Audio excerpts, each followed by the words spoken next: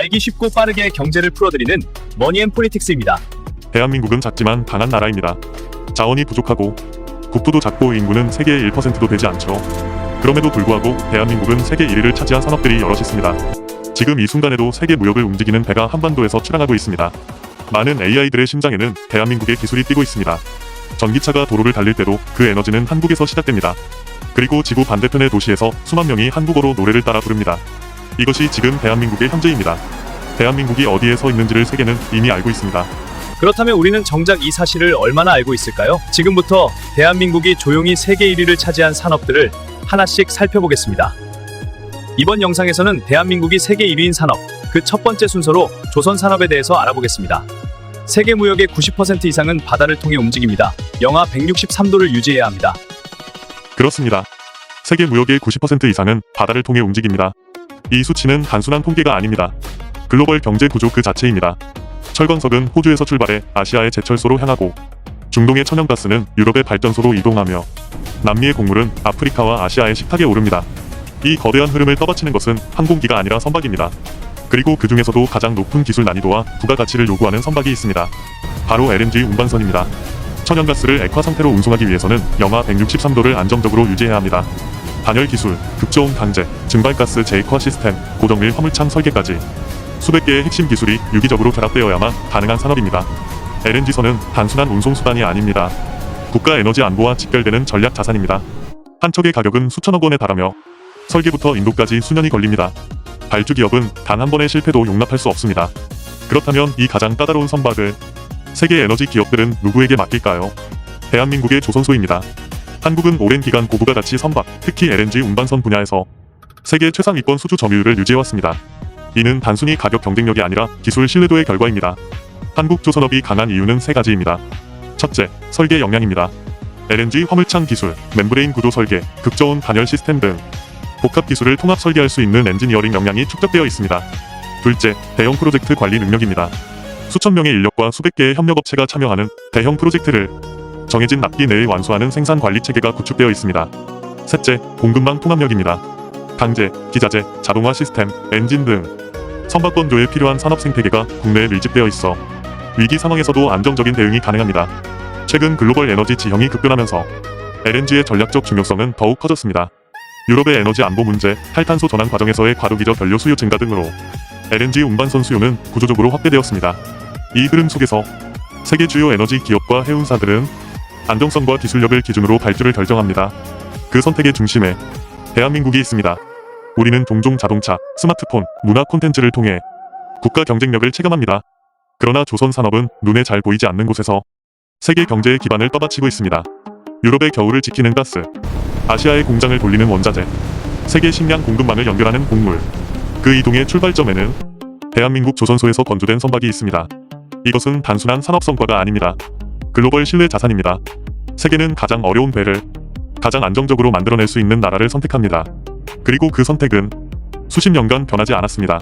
대한민국은 단순히 선박을 건조하는 나라가 아닙니다. 세계 무역 구조의 핵심 인프라를 설계하고 구현하는 나라입니다. 지도 위의 면적은 작을지 모릅니다. 그러나 세계 경제의 동맥은 이곳에서 만들어지고 있습니다. 이것이 바로 지금 대한민국 조선산업의 현주소입니다. 대한민국이 세계 1위인 산업, AI의 심장은 어디에서 뛰고 있을까요? 구독과 좋아요로 다음 이야기도 함께 하세요. 이번 2부에서는 손톱만한 크기로 세계 질서를 움직이는 산업, 반도체를 이야기해보겠습니다. 어떤 힘은 눈에 보이지 않지만 강력하게 작용하며 세상의 질서를 바꿉니다. 그게 바로 반도체입니다. 네, 그렇습니다. 스마트폰 속에, 자동차 안에, 거대한 데이터 센터 내부에, 그리고 우리가 사용하는 거의 모든 디지털 기기에는 수십 개에서 많게는 수천 개의 반도체가 들어갑니다. 현대 산업은 더 이상 전기와 기계 위에 서 있지 않습니다. 이제는 실리콘 위에 세워져 있습니다. 머리카락보다 얇은 웨이퍼 위에 나노미터 단위로 새겨진 회로가 금융 시스템을 움직이고 위성을 연결하며 인공지능을 학습시키고 글로벌 플랫폼 기업의 서버를 가동합니다. 그 중심에는 메모리 반도체가 있습니다. 반도체는 크게 연산을 담당하는 로직과 데이터를 저장하는 메모리로 나뉩니다. 로직이 두뇌라면 메모리는 기억입니다. 아무리 뛰어난 두뇌가 있어도 기억이 없다면 사고는 이어질 수 없고, 아무리 강력한 AI라도 데이터를 저장하고 불러오지 못하면 존재할 수 없습니다. AI와 클라우드, 자율주행과 빅데이터, 생성형 AI와 초거대 모델까지 이 모든 기술은 방대한 데이터를 초고속으로 읽고 쓰는 능력 위에 세워져 있습니다. 그리고 그 중심에 메모리가 있습니다. 한국은 반도체 강국이죠. 삼성전자와 SK하이닉스는 메모리 시장에서 수십 년간 최상위권을 유지해왔습니다. 네, 그렇습니다. 삼성전자와 SK하이닉스는 수십 년 동안 글로벌 메모리 시장에서 압도적인 점유율을 유지해왔으며 디램과 낸드 플래시 분야에서 세계 최상위권을 기록하며 글로벌 IT 산업의 기반을 공급해왔습니다. 세계 주요 스마트폰 제조사, 서버 기업, PC 제조사, 클라우드 기업 대부분이 한국산 메모리를 사용하고 있고 그 고객군에는 애플도 포함됩니다. 아이폰과 아이패드, 맥 제품군에는 오랜 기간 한국 기업이 생산한 디램과 낸드가 탑재되어 왔고 애플은 공급 안정성과 기술 경쟁력을 이유로 한국 기업들과 대규모 계약을 유지해왔습니다. 글로벌 스마트폰 시장 1위 제품의 내부를 열어보면 그 안에는 한국 메모리가 자리하고 있습니다. 전기차 시장에서도 마찬가지입니다. 테슬라를 비롯한 전기차 제조사들은 차량용 메모리와 스토리지 제품을 한국 기업들과 계약해 사용하고 있으며 자율주행 알고리즘을 처리하는 차량용 컴퓨팅 시스템과 대형 디스플레이, 배터리 관리 시스템, 센서 데이터 처리 장치까지 차량 한 대에는 과거 내연기관차보다 훨씬 많은 반도체가 필요합니다. 전기차는 바퀴 달린 컴퓨터라고 불리며 그 컴퓨터의 기억 장치는 결국 메모리입니다. 글로벌 빅테크 기업의 데이터 센터도 예외가 아닙니다. 수십만 대의 서버가 연결된 클라우드 인프라 안에는 한국에서 생산된 디램과 고성능 낸드가 대량으로 탑재되어 있고 AI 학습용 서버에는 고대역폭 메모리 HBM이 사용됩니다. 디램은 우리가 작업할 때 잠시 사용하는 작업 공간으로 전원이 켜진 동안 초고속으로 데이터를 읽고 쓰지만 전원이 꺼지면 내용이 사라지는 휘발성 메모리이며 낸드는 장기간 데이터를 보관하는 비휘발성 저장 장치입니다. 디램이 책상 위에 펼쳐둔 노트라면 낸드는 기록을 보관하는 금고와 같습니다. 이 둘은 함께 작동하며 디지털 생태계를 떠받칩니다. 메모리 산업은 단순한 제조업이 아닙니다. 수조원 규모의 설비 투자와 극자외선 노광 장비, 나노 단위의 미세 공정 기술, 극도로 낮은 불량률을 동시에 요구하는 초정밀 산업입니다. 수율이 단 1%만 변해도 수천억 원의 손익이 달라집니다.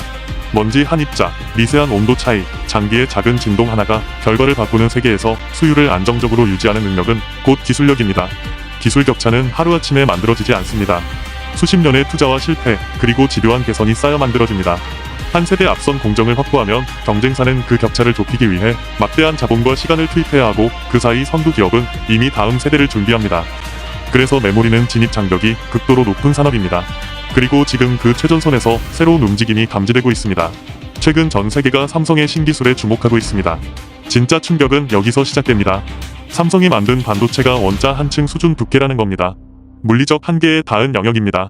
반도체는 미세해질수록 전자가 새어나오는 터널링 현상이 발생합니다. 성능을 올리면 발열이 늘고 전력 소모가 커지고 배터리는 더 빨리 닳고 신뢰도는 떨어지는 딜레마가 생깁니다. 업계가 수년째 붙잡고 씨름해온 난제입니다. 그런데 삼성은 2차원 소재 기반의 새로운 접근으로 이 벽을 정면 돌파하려 하고 있습니다. 기존 실리콘 구조가 아닌 다른 차원의 해법입니다. 만약 상용화에 성공한다면 전력 효율의 기준이 달라지고 발열 관리의 공식이 바뀌며 초미세 공정 경쟁 구도 자체가 흔들릴 수 있습니다. 그리고 여기서 끝이 아닙니다. 초미세 공정의 또 다른 벽은 완벽한 평탄도입니다. 바닥이 조금만 틀어져도 정렬 오차가 발생하고 수율이 흔들립니다. 삼성은 2차원 소재를 활용한 정렬 완충 기술까지 병행하며 초정밀 공정 안정성 확보에 도전하고 있습니다. 4나노 이하 공정은 이제 극소수 기업만 접근하는 영역이며 이는 단순한 기업 뉴스가 아니라 다음 세대 반도체 주도권을 건 싸움입니다. 그리고 지금 AI 시대가 열렸습니다. 초거대 AI 모델은 수십억에서 수천억 개의 파라미터를 학습하며 이전과 비교할 수 없는 규모의 데이터를 동시에 처리합니다. 이때 필요한 것이 HBM, 고대역폭 메모리입니다. 여러 개의 디램을 수직으로 접층해 데이터 전송 통로를 획기적으로 넓힌 구조로 기존 메모리가 평면 도로라면 HBM은 다층 고속도로와 같습니다.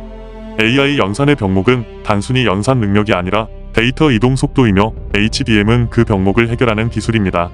AI 반도체 설계의 중심에는 엔비디아가 있고 이 기업의 GPU는 현재 AI 학습용 서버의 표준이 되었습니다. 그 칩을 실제로 생산하는 곳은 대만의 TSMC이며 최첨단 미세 공정 기술로 설계된 칩을 현실로 구현합니다. 그리고 그 GPU 옆에는 한국에서 생산된 HBM이 함께 장착됩니다. 설계는 미국, 생산은 대만, 메모리는 한국이라는 삼각 구조 위에서 오늘날 AI 산업이 돌아가고 있습니다. 글로벌 기술 패권 경쟁의 표면에는 빅테크 기업들이 있지만 그 아래에는 국가 단위로 분업화된 반도체 생태계가 존재합니다. 애플의 스마트폰, 테슬라의 전기차, 엔비디아의 AI 가속기, 글로벌 클라우드 기업의 데이터 센터까지 서로 다른 기업과 국가의 기술이 연결되어 하나의 시스템을 이룹니다. 그리고 그 시스템의 핵심 축 중 하나가 바로 한국의 메모리 산업입니다. AI 혁명은 소프트웨어의 진보처럼 보이지만 그 기반은 하드웨어이고 그 하드웨어의 핵심에는 메모리가 있습니다. 메모리 산업은 공급 과잉과 가격 하락, 투자 축소와 업황 반등이 반복되는 사이클 산업이지만 한국 기업들은 불황기에도 투자를 멈추지 않았고 공정을 고도화하며 차세대 기술을 축적해왔습니다. 위기 속에서 준비한 기술이 AI라는 거대한 파도가 밀려왔을 때 경쟁력이 되었습니다. 반도체는 단순한 수출 품목이 아니라 국가 전략 산업이며 글로벌 기술 주도권과 직결된 분야입니다. 지도의 크기와 상관없이 기술의 중심에 설 수 있다는 증거, 보이지 않는 곳에서 이미 우리는 세계 기술 구조의 핵심 축으로 자리하고 있습니다. 그리고 AI 시대가 깊어질수록 그 존재감은 더욱 커질 것입니다. 그리고 이 구조는 단순한 산업협력 관계를 넘어 지정학적 의미를 갖습니다.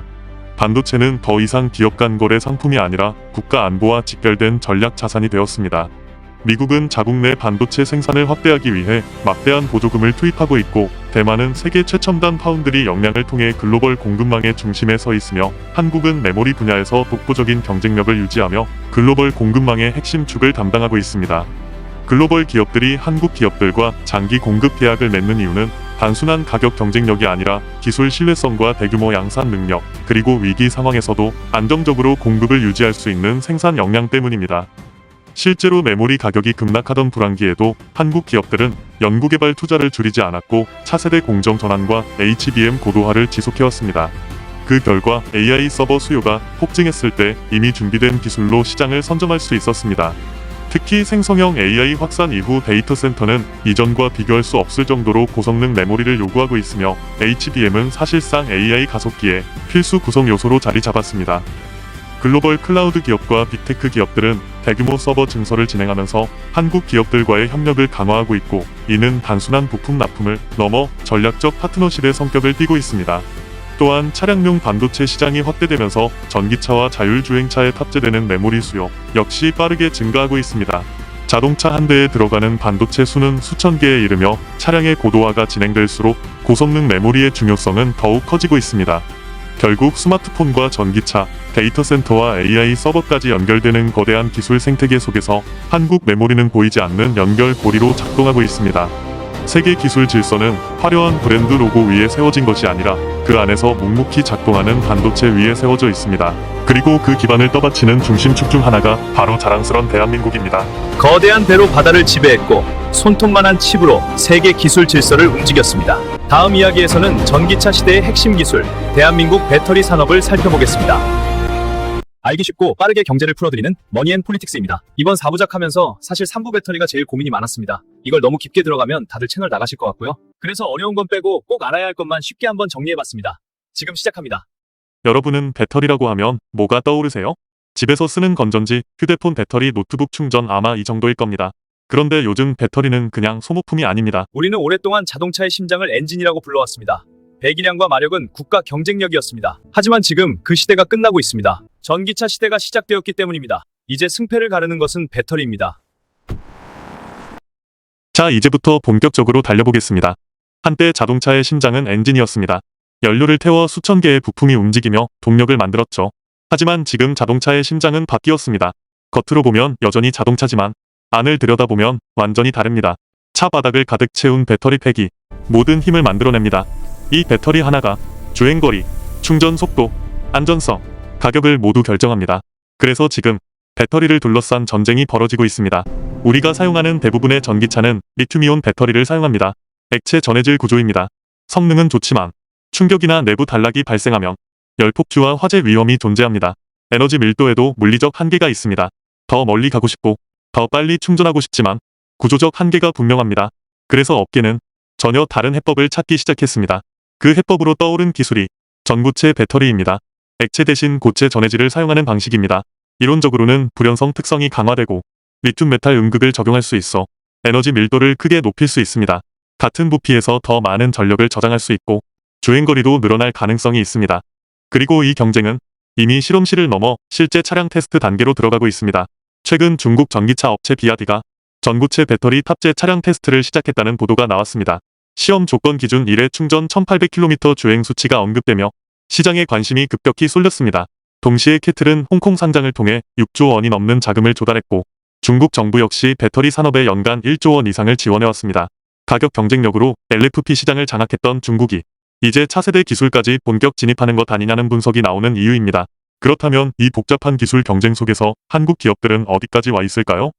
삼성 SDI는 이미 전고체 파일럿 라인을 구축했고 2027년 황화물계 전고체 배터리 양산을 목표로 하고 있습니다. 이제는 단순한 연구 단계가 아니라 실제 생산 공정을 검증하는 단계로 이동하고 있습니다. SK온은 미국 전고체 기술 기업 솔리드파워와 기술 라이선스 계약을 맺고 대전 유성구의 파일럿 생산 라인을 구축했으며 상용화 목표 시점은 2029년으로 제시했습니다. 기술은 미국이 제공하고 제조는 한국이 맡고 검증은 완성차 업체가 담당하는 구조입니다. LG에너지솔루션 역시 전고체 경쟁에 본격적으로 뛰어들었습니다. 2029년 전기차용 전고체 배터리 상용화를 목표로 건식 전극이라는 혁신 공법을 전면에 내세웠습니다.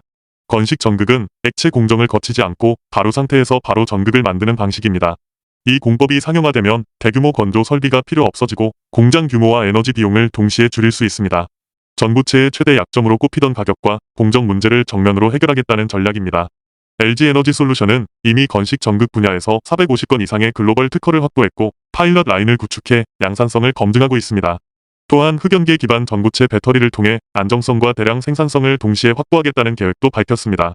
자동차를 넘어 LG는 또 하나의 시장을 겨냥하고 있습니다. 바로 휴머노이드 로봇입니다. 작은 몸체에 강한 출력을 요구하는 로봇에게 고에너지 밀도의 전고체 배터리는 매우 매력적인 선택지입니다. 특히 무음극계 전고체 방식은 배터리 내부 공간 활용을 극대화해 더 많은 에너지를 담을 수 있습니다. 전문가들은 로봇 배터리 시장이 전기차에 이어 또 하나의 핵심 성장 동력이 될 것으로 보고 있습니다. 이처럼 한국 기업들은 실험실 단계를 넘어 공장과 시장을 동시에 준비하고 있습니다. 하지만 전고체가 실제 상용화 단계에 도달하기까지는 여전히 시간이 필요합니다.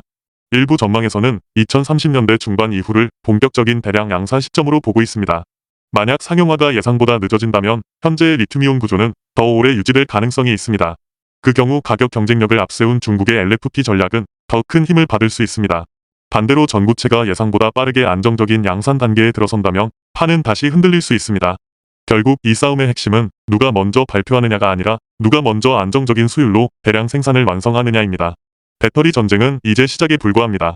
전고체 시대의 주도권은 실험실이 아니라 공장에서 결정될 가능성이 큽니다. 먼저 발표하는 기업이 아니라 끝까지 살아남는 기업이 승자가 됩니다. 그리고 그 승부는 이미 조용히 시작됐습니다. 결국 승자는 누가 될까요? 이번 전쟁의 결과는 자동차 산업의 지도를 바꿀 것입니다. 세계는 지금 대한민국을 주목하고 있습니다. 반도체의 심장, 올레드의 빛, 초고속 인터넷의 속도. 이미 여러 분야에서 우리는 세계 1위라는 영광을 쓰고 있습니다. 하지만 진짜 놀라운 이야기는 이제부터입니다. 한류의 물결이 전 세계를 휩쓸고 K-팝 한 곡이 수억 명의 심장을 뛰게 하고 드라마 한 편이 국경을 넘어 눈물을 만들고 웹툰 한 장면이 전 세계 팬들의 상상력을 사로잡는 이 시대. 바로 이곳 문화 콘텐츠 산업에서 대한민국은 또 한 번 세계 정상에 서 있습니다.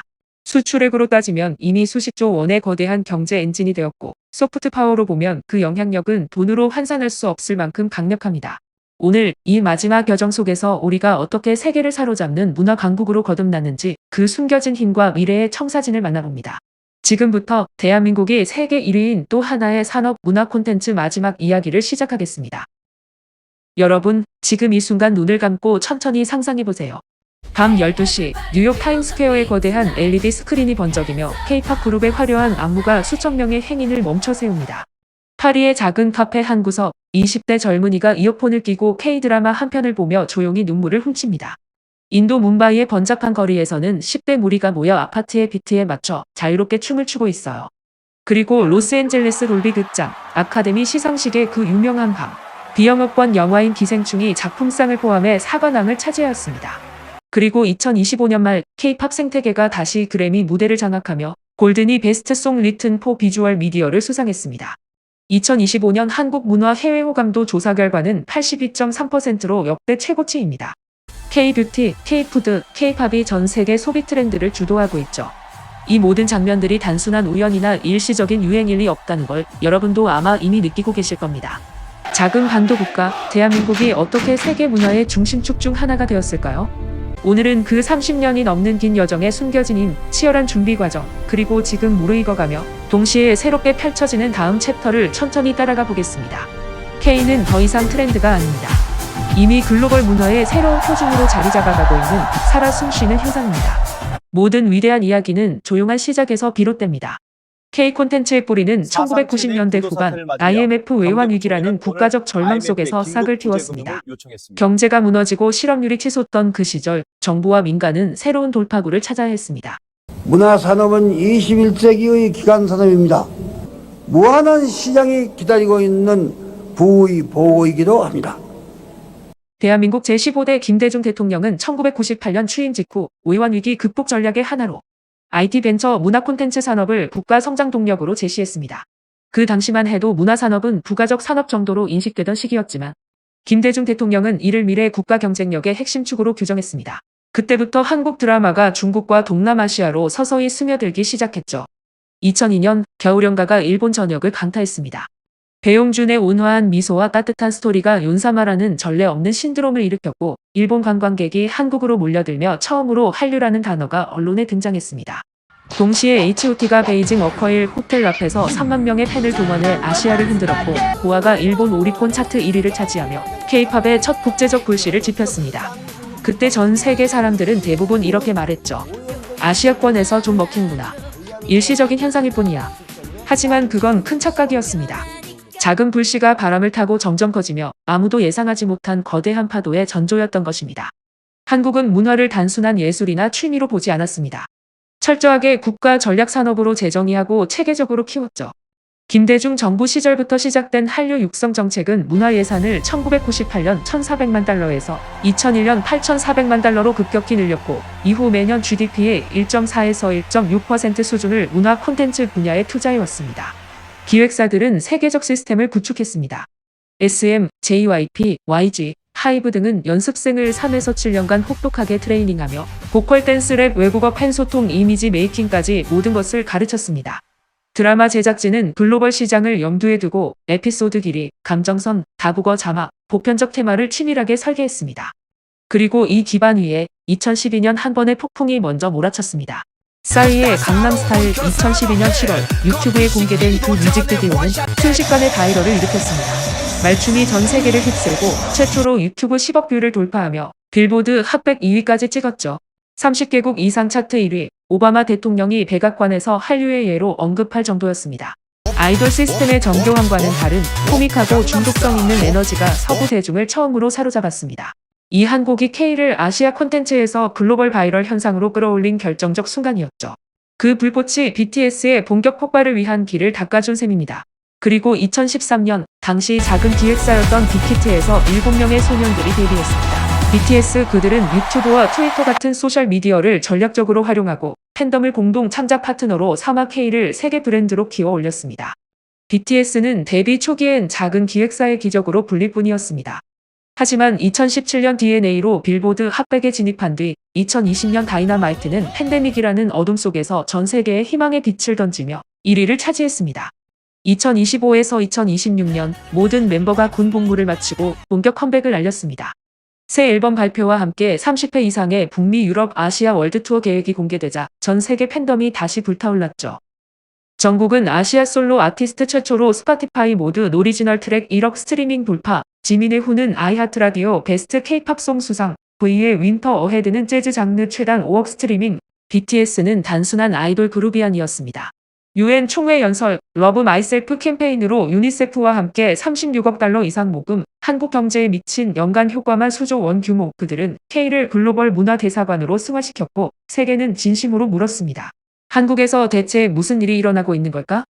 2019년 5월 칸 영화제 황금종 여상 비영업권 영화 최초의 쾌거, 2020년 2월 아카데미 시상식에서 작품상, 감독상, 각본상, 국제장편영화상, 사관왕, 영화 기생충은 전 세계 박스오피스 2억 6천만 달러를 돌파하며 지하 벙커와 호화저택의 극명한 데뷔를 통해 계급 갈등이라는 보편적 주제를 날카롭게 파헤쳤습니다. 그날 이후 K영화는 더 이상 아시아의 변방 콘텐츠가 아니었습니다.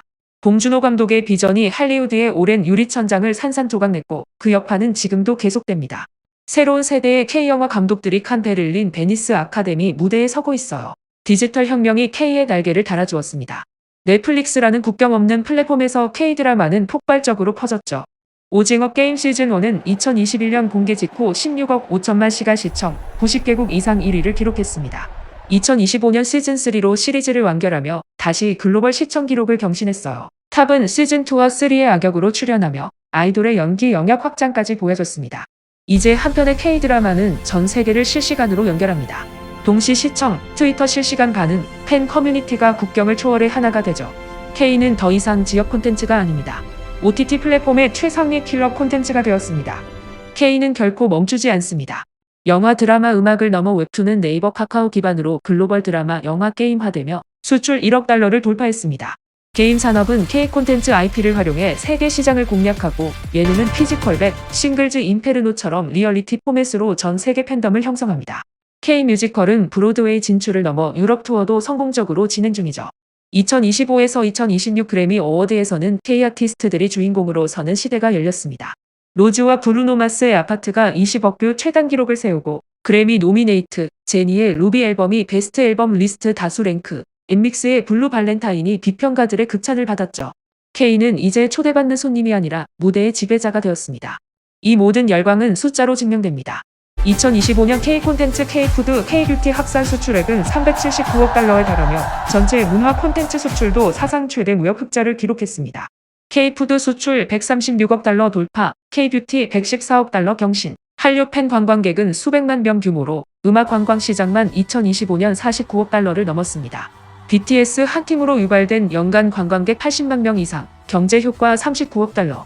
한편의 드라마가 라면 화장품 패션 매출을 폭발적으로 끌어올리고 아이돌 한 팀이 국가 이미지를 바꿔놓습니다. 문화는 더 이상 감성의 영역이 아닙니다. 국가 전략 산업이자 GDP 성장의 핵심 동력이 되었습니다. 세계가 K에 열광하는 이유는 크게 세 가지입니다. 첫째, 완성도입니다. 치열한 국내 경쟁 환경에서 다듬어진 최고 수준의 제작 퀄리티와 세련된 영상미, 그리고 완벽한 사운드, 디자인, 치밀한 스토리텔링과 연기입니다. 둘째는 공감의 힘입니다.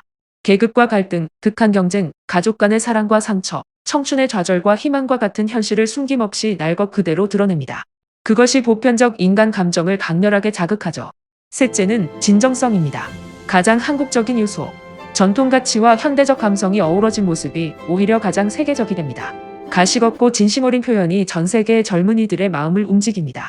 K 콘텐츠는 단순히 재미를 주는 것이 아닙니다. 삶의 고통과 기쁨을 함께 나누고 위로하는 깊은 문화 코드입니다. 총과 미사일, 경제력만이 국가의 힘을 결정하던 시대는 저물고 있습니다. 이제 한 곡의 노래가, 한 편의 드라마가, 한 장면의 영화가 수억 명의 마음을 움직이고 국가 이미지를 새롭게 쓰고 경제를 일으키는 시대입니다. 그리고 그 중심에 대한민국이 당당히 서 있습니다. 세계가 K에 열광하는 이유는 우연이 아닙니다. 수십 년에 걸친 치밀한 전략, 끝없는 노력, 그리고 진짜 실력의 결실입니다. K의 시대는 이제 무르익어가는 성숙기에 접어들었고 동시에 더 깊고 넓은 다음 챕터가 시작되고 있습니다. 이건 끝이 아니라 새로운 시작입니다. 산업기획 4부작을 시청해주신 시청자 여러분들께 감사드립니다. 구독, 좋아요와 알람 설정을 해두시면 다음 영상에서 만나 뵙겠습니다.